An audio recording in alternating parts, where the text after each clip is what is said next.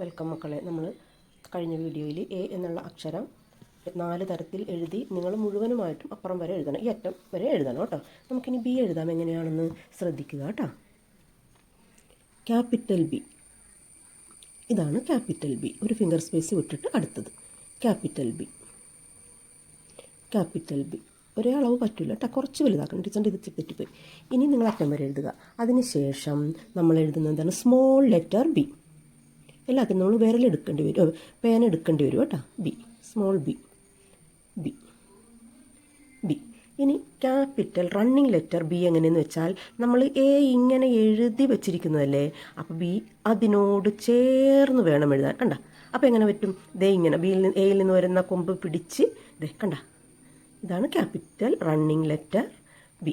സിമ്പിളാണ്. നമ്മൾ മനസ്സിൽ വിചാരിക്കുക, തൊട്ടടുത്ത ലെറ്ററിൻ്റെ കൊമ്പ് കയറി പിടിക്കുക, അത് വാലായിട്ട് വെച്ചിട്ട് നമ്മൾ അങ്ങോട്ട് എഴുതുന്നു കേട്ടോ. ഇനി സ്മോൾ റണ്ണിങ് ലെറ്റർ ബി എങ്ങനെയാണെന്ന് നോക്കാം. റണ്ണിങ് ലെറ്റർ എ ഇങ്ങനെയല്ലേ, ഇതിങ്ങനെ കയറി പിടിക്കുക, ഇങ്ങനെ എഴുതുക. കണ്ട, അപ്പം എന്താണ്? ഇങ്ങനെ ബി. ടീച്ചർക്ക് പണ്ട് പഠിച്ചപ്പോൾ പേടിയായിരുന്നു, അയ്യോ പഠിക്കാൻ പറ്റുമോ എന്നാണ്. ഒന്നുമില്ല, കുഴപ്പമില്ല കേട്ടോ. കണ്ട, ഇനി നമുക്ക് ഒന്നിച്ചെഴുതാം, നമ്മുടെ വര കൂടുതലില്ലേ. ഇങ്ങനെ എടുക്കണം. Capital A, capital B, small A, small B.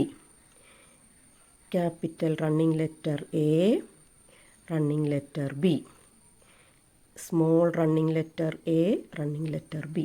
Okay, പഠിച്ചാൽ നമുക്ക് വേഗം കിട്ടും കേട്ടോ. ശ്രദ്ധിച്ച് പഠിക്കുക. Okay, thank you.